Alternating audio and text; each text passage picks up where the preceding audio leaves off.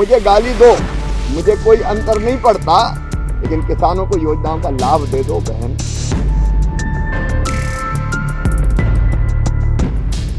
नमस्कार, बहुत बहुत स्वागत है आप सभी का। आप देख रहे हैं एनएमएफ न्यूज। आपके साथ मैं हूं नम्रता चौधरी। दिल्ली विधानसभा चुनावों की तारीखों का ऐलान हो गया है। चुनाव आयोग ने साफ तौर पर कह दिया है कि 5 फरवरी को मतदान होगा, जबकि 8 फरवरी को नतीजे आएंगे। यानी कि 8 फरवरी वो दिन होगा जब दिल्ली में ये तय हो जाएगा कि सत्ता में कौन काबिज होने जा रहा है।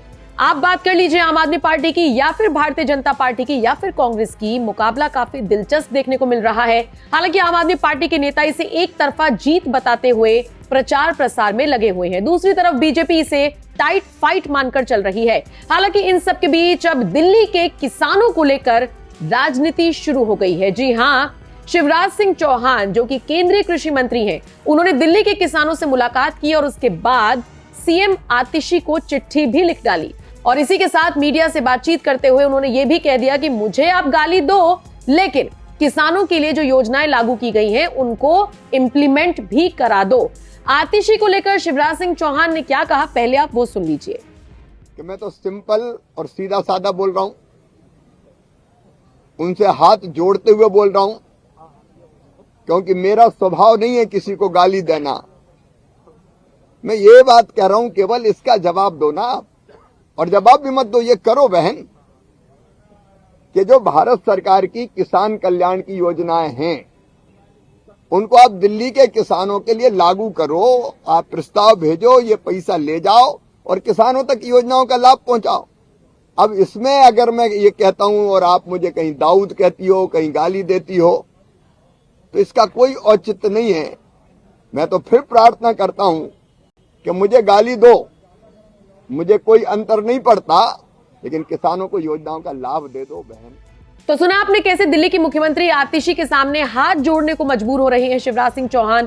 कह रहे हैं कि मुझे भले ही गाली दे दो, लेकिन जो योजनाएं सरकार चला रही है वो आप वहां के किसानों तक पहुंचा दो। आपको बता दें, शिवराज सिंह चौहान ने दिल्ली के किसानों से मुलाकात करने के बाद जब मीडिया से बात की तो ये भी कहा कि वहां पर तो कृषि मंत्री ही नहीं है, ऐसे में योजना का जो लाभ है वो किसानों को कैसे मिलेगा। इसके अलावा उन्होंने ये भी बताया कि किसानों की फसल खराब हो जा रही है, यहाँ पर फसल बीमा योजना ही लागू नहीं हो रही है।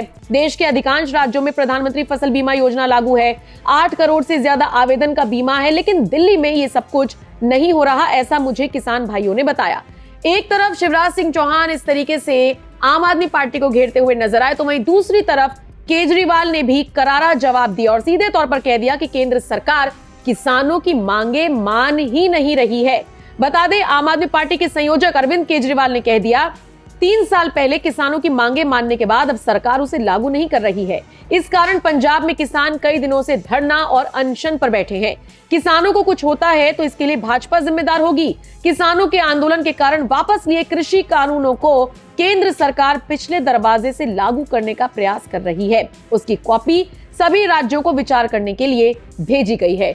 तो देखा आपने किसानों के नाम पर कैसे आम आदमी पार्टी और बीजेपी में ये टाइट फाइट देखने को मिल रही है। लेकिन किसकी बात में आपको ज्यादा दम लगता है, कमेंट सेक्शन में अपनी राय हमें जरूर दीजिएगा।